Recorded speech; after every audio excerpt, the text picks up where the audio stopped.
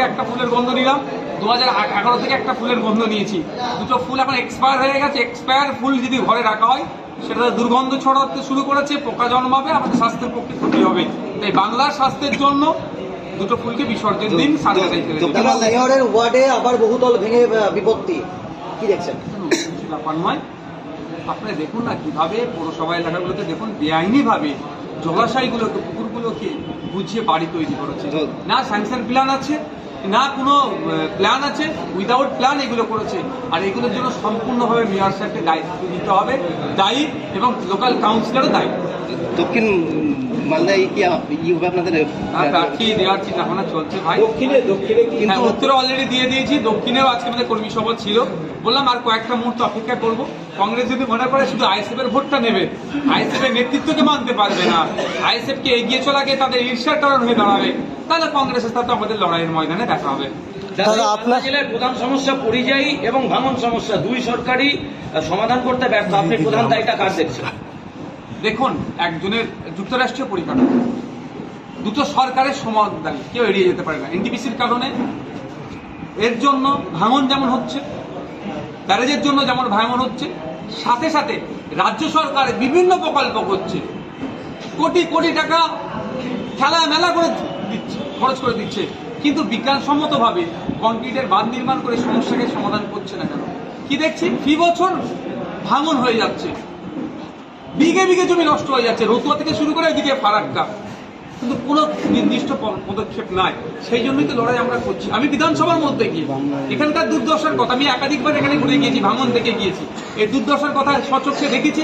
বিধানসভার মধ্যে গিয়ে মেনশন থেকে শুরু করে কোশ্চেন পর্ব থেকে শুরু করে বিভিন্ন পর্বে আমি উত্থাপন করেছি, কিন্তু দুঃখের বিষয়ে অপদার্থ রাজ্য সরকার, অপদার্থ কেন্দ্র সরকার এই সমস্যার সমাধান করছে না। তাদের কানে জোরে আওয়াজ ঢুকিয়ে দেওয়ার জন্য মালদা, মুর্শিদাবাদের স্পেশালি যে এমপিগুলো আছে তাদেরকে আমাদের পক্ষ থেকে জিতিয়ে পার্লামেন্টে পাঠা। আমাদের ঐক্যবদ্ধ পার্লামেন্টে যেমন চিৎকার করবে, বিধানসভার মধ্যে চিৎকার করবে। কিন্তু তৃণমূল যে বলছে যে পরিযায়ী সমস্যার মেন কারণ 100 দিনের কাজ বন্ধ, তাই জন্য পরিযায়ী শ্রমিকদের কথাটা সঙ্গে বললেন, 100 দিনের কাজ বন্ধ যে তৃণমূলের জন্য। আপনাকে আমি দায়িত্ব নিয়ে বলছি, ক্যামেরাতে আমি আমার দায়িত্ব নিয়ে বলছি, এমন জায়গায় আছে সেই সময় বন্যা হয়ে গিয়েছে, ওখানে আপনার কি বলে ওটাকে, রোস্টার বলে তো, রোস্ট মাস্টার প্ল্যানে দেখিয়েছে ওই দিনকে এত হাজার কর্মী কাজ করেছে যেখানে বন্যা হয়ে গিয়েছে। আমি দায়িত্ব নিয়ে বলছি, সম্পূর্ণ দায়িত্ব আমার। খাল খনন দেখিয়েছে, এত খাল খনন দেখিয়েছে, ওই জায়গাতে আর কোনো সমতল ভূমি থাকবে না, সবই খাল হয়ে গেছে, কিন্তু অ্যাকচুয়ালি খালি না, এই দুর্নীতি করেছে। অর্থাৎ তো টাকা বন্ধ করেনি, টাকা বন্ধের আগে কম করে 10 বার কেন্দ্রীয় টিম ভিজিট করেছে।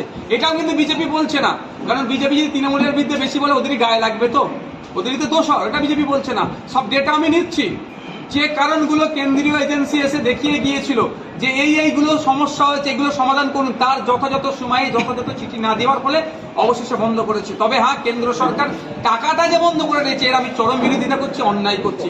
তদন্ত হোক, যারা দুর্নীতি করছে তাদের মধ্যে তাদেরকে জেলে রাখুক, 100 দিনের কাজের টাকাটা বুঝিয়ে দিক। পরিযায়ী শ্রমিক সমস্যা সমাধানের দরকার তো রাজ্য সরকারের। রাজ্য সরকারের কোনো নির্দিষ্ট কোনো প্রকল্প আছে?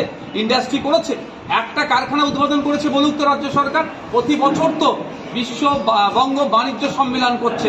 আমি একটা কথা বলেছিলাম যে বিশ্ব বাণিজ্য সম্মেলন করছে, বিজিবিএস করছে, ওই সম্মেলনের শুরুর পূর্বে বলুক বিগত বছরে এত কোটি টাকার কমিটমেন্ট হয়েছিল, তার মধ্যে এত কোটি টাকা এই জায়গায় বরাদ্দ হয়েছিল, এত কোটি টাকা আমাদের রাজস্ব এসেছে এবং এত লোক কাজ পেয়েছে। এই ডেটাটা দিক তো, এই ডেটা দেয় না।